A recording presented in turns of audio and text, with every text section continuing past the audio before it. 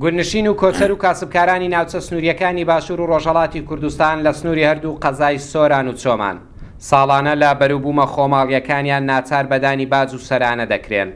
گوێنشینان ڕای دەگەێنن ئەوان ناچارن ئەو باجە بەلایەنێک بدەن کە لایەنی فەرمی ئەو ناوچەیە نییە و بەبێ نەدانی باجیش ناتوانن لە ناوچەکە کاسبی بکەن. ئەوەتەی پکەکە هاتیە لەو سنوورە هەموو ساڵ ئەو ڕەوەنداتە دێ دەڕوە لە بۆ شویستاناچی سەرانەی وەرەگری لە سەد سەر بزن و مەڕ سێ سەر دوو سەری ئەژێڕیتەوە و لە مێشەنجوونەکان ئەوانەی مێشەنجوونیان هەیە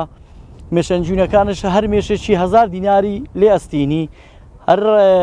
ڕەشەوڵاغ 25,000شی لە ڕەشەوڵاغ لە خەڵکی ئەستینیت خەڵک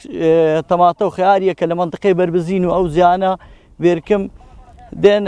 سەرانەکەی وەرەگرن دەبی خەڵکەکە پارەی بدا. بەشێک لەو ناوچانەی پێشتر بازی کارکردنیان خراپوە سەر ئێستا پێشمەرگەکانی حیزبی دیموکراتی کوردستانی ئێرانی تێدا جێگیر بوونە و ئەوان دەڵێن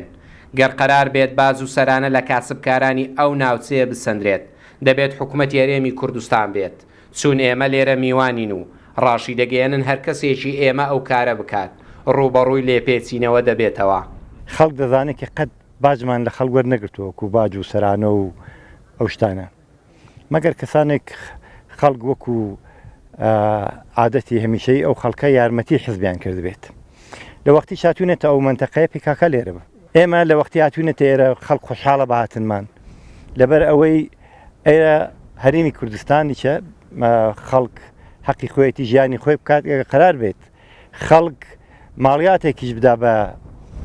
دەبێت بە هەرێمی کوردستانی بدات. ڕوودا و هەوڵیدا لەگەڵ بەرپرسانی پارتی کرێکارانی کوردستان لە ناوچەکە قسە بکات بەڵام ئەوان ئامادەی هیچ ڕۆنکردنەوەیەک لەسەر ئەو بابەتە نەبوون.